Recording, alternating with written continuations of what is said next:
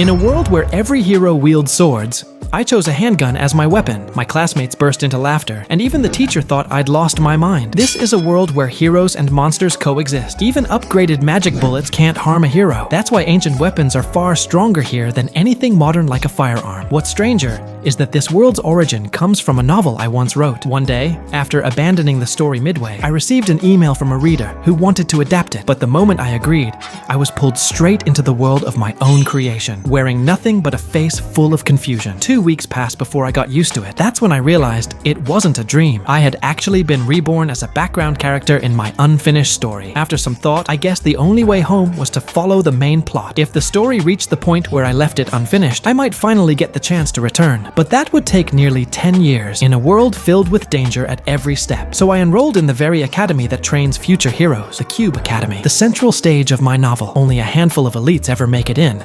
And the fact that this body's original owner was admitted meant he must have been special in some way. I joined the Truth class, the core setting of my story, where heroes, villains, and even the protagonist himself would gather. Realizing I had to spend 10 years surrounded by such geniuses, I couldn't help but feel lost. One evening after class, I found a package waiting at my dorm. I assumed it belonged to this body's original owner. But when I opened it, I was stunned. Inside was my own laptop. It powered on by itself, and across the screen appeared the words, "Starting synchronization." A flash of blinding light followed, and suddenly, everything about this character, his stats, his life, his abilities, began merging into me. These were the very settings I had written years ago. I still don't know who sent that laptop, but once the sync was complete, the screen went black. At that moment, I gained a unique skill, the power of complete intervention. I was no longer the character, but myself again, yet all my attributes had been reset to 0. When I set the laptop down, the reflection staring back at me was unmistakably my own face. Around me, countless windows appeared. It was exactly as I had written it, the awakening phenomenon. When someone surpasses their limits, their abilities manifest as data. Here, they call it open eyes. It allows a person to view their talents and status like a screen. Right now, I had only 2 skills, observation and insight, and with my stats reset, I was far weaker than the body's original owner, but my journey had only just begun. Among all the skills I saw,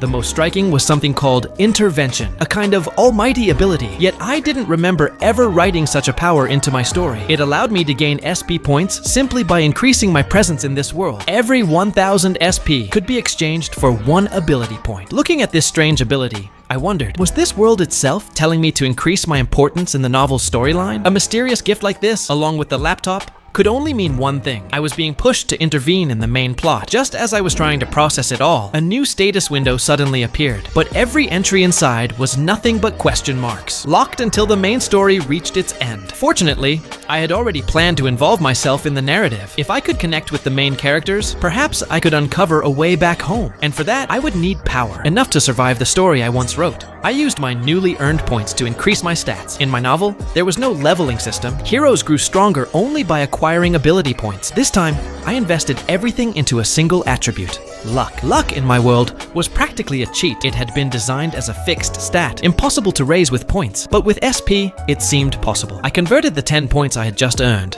then spent 9,000 SP to raise my luck all the way to 9. To my surprise, it triggered a hidden effect, Mystic Luck. My stat climbed to 9.1. For perspective, the story's protagonist, Jin Soo-ho, had a magic stat of around 9.0. For once, fate seemed to be on my side. With the remaining SP, I boosted my perseverance. It would be vital if I wanted to endure the Cube Academy's extreme training. Thanks to the high luck, my perseverance unexpectedly jumped to 7.2. Just when I thought I could keep exploiting this loophole, the system flagged it as a critical error. From that moment on, SP could no longer modify fixed stats. I was a little disappointed, but at least I had managed to raise both luck and perseverance beforehand. Now, with 10,000 care points still left unused, I decided to hold on to them until I had a clearer strategy. The next morning, after training, our class finally met its instructor for the coming year. His name was Jin Soo-hwa, a mid to high ranking hero, recognized across several associations. After a brief introduction, he quickly moved on to the day's first lesson, choosing our primary weapon. Led by him,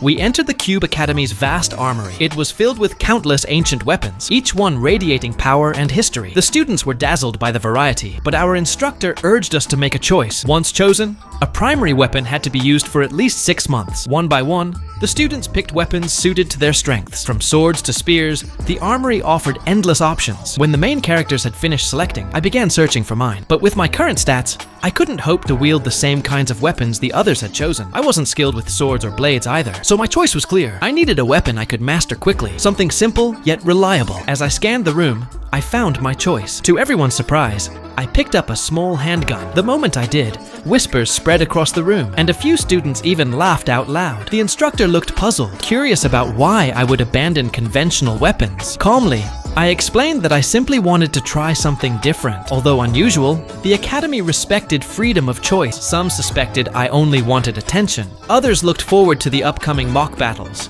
eager to teach me the real difference between weapons. I, however, could only smile helplessly. In truth, this was all part of the story I had written. In this world, guns were considered inferior to magical weapons. While firearms used enchanted bullets, far more powerful than regular ones, they still had limitations. Unlike swords or legendary artifacts, guns had a fixed ceiling. No matter how strong the wielder, the weapon's power never increased. Moreover, this world was built on myths and legends. Weapons from ancient stories actually existed here. The older and more powerful the origin, the higher its rank. That was why heroes always preferred such weapons. They pushed past their limits with them. But I wasn't a hero, nor the main character. I had no experience with swords or mythical relics. For me, the gun was the most practical choice. With the weapon decided, the next step was choosing a talent. What this world called abilities. Most people only possessed one. The sole exception was Jin Soo-ho, a prodigy with multiple hidden talents in addition to his famed Sword Saint ability. After leaving the armory,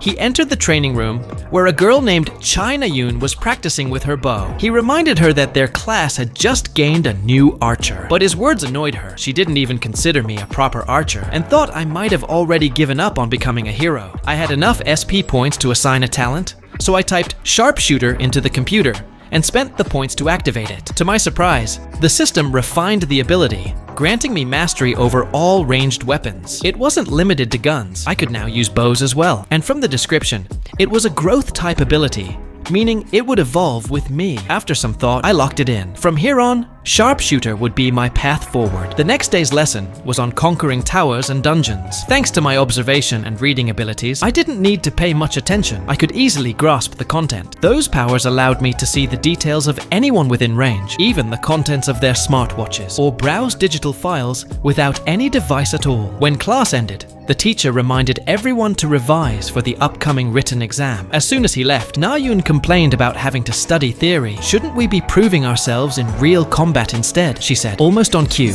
the classroom doors opened. The instructor walked in and announced that everyone was to gather in the courtyard in 20 minutes for field training. Na-yoon lit up with excitement, exactly as she had hoped. For me, however, this wasn't good news. At the training ground, the instructor wasted no time. He explained that teams of 4 would be formed, pairing high-ranked students with lower-ranked ones for balance. These teams would remain the same until midterms. After starting the machine that handled assignments, groups began forming. I didn't care much about who the protagonist's team got. What shocked me was that I was placed with Liu Yanxia, one of the story's central characters. She was the heiress of the most powerful guild in the country, a descendant of the prestigious Liu family, and destined in my novel to stand by Jin Soo-ho's side. Why she was grouped with me instead, I had no idea. But one thing was clear. Being connected to her was important. The more central my role became in the story, the more SP points I could gain. I silently resolved to find a way to get her attention. At that moment, Yanxia turned around after hearing her name. Standing there were our other teammates, Chen Haosheng and Ye Yue. Though they were eager to speak with her, she didn't recognize them and treated them coldly. But once she realized they were on the same team, her attitude instantly softened. Still, there seemed to be only 3 of them. When she asked about the missing member, I stepped forward. She had absolutely no impression of me, but I knew I couldn't appear timid. Liu Yanxia despises weakness. Before I could even introduce myself, Chen Haosheng recognized me. I was the one who had chosen a pistol in the armories. But before we could chat further, the instructor arrived and interrupted. Coordinates of the monsters each team had to hunt were sent to our smartwatches, marking the official start of today's field training. Liu Yanxia and her teammates were all highly trained, their stats far above average. Their pace was lightning fast. I, on the the other hand, was struggling. By the time we neared the destination, I felt half dead. We finally reached the shoreline, Training Zone 8, a coastal area inhabited by black current octopi. Their ferocity was unquestionable. As soon as I caught up, Liu Yanxia immediately began drafting a battle plan. The black current octopus was a mid to low tier monster, not particularly strong in direct attacks. The real threat lay in the tumor on its head that could launch 10 smaller octopi. These little ones had terrifying blood-sucking abilities, making them its deadliest weapon. Ye Yue suggested I, as the team's shooter,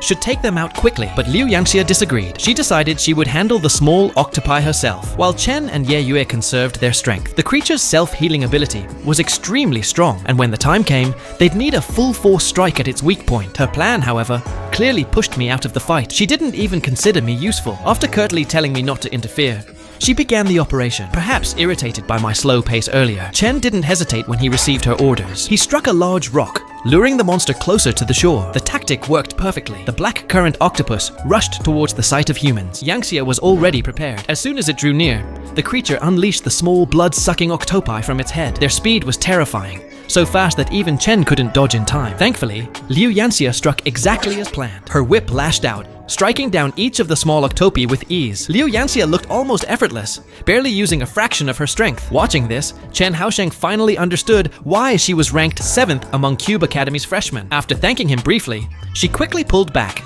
taking the lead in facing the black current octopus head-on. While dodging its massive tentacle strikes, danger suddenly appeared from behind. A small octopus shot toward her like a bullet. Ye Yue noticed it, but it was already too close. At that distance, even Liu Yanxia couldn't evade. One touch from the creature would drain her blood within seconds. But just as the situation seemed hopeless, a gunshot rang out. The threat vanished instantly. The one who fired was me. With the blessing of sharpshooter, my pistol shots were nearly flawless. Liu Yanxia froze in disbelief. She had never imagined that the person she looked down on the most, Jin Hezhen, would be the one to save her at such a critical moment. Ye Yue and Chen were equally stunned at how precise and timely my shot had been. Liu Yanxia, still stubborn, tried to remind me she had told me not to interfere. But before she could finish her sentence, the black current octopus unleashed another wave of attacks. This time, things were different. Instead of just 10 small octopi as the intel suggested, dozens of them poured out, far too many for even Liu Yanxia to handle. Yet I didn't panic. Their numbers were overwhelming, but their intelligence was low. Their movements were easy to predict. This was the perfect chance to prove myself. Sharpshooter came with a special ability, bullet time. For 3 seconds, I could slow down the flow of time. And in those 3 seconds, I had only one goal: shoot down every single bloodsucker. Though 3 seconds wasn't long, in the eyes of Liu Yanxia and the others,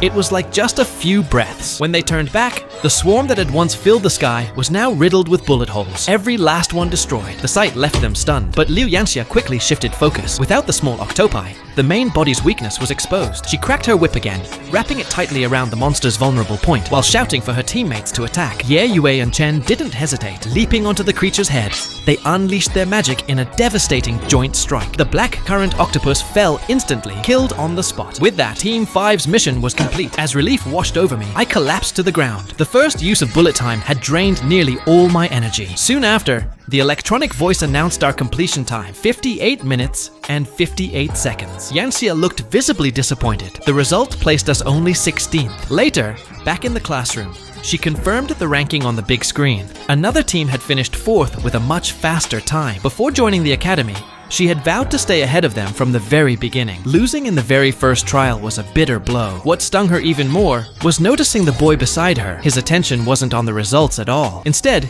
he was quietly watching Na Yun,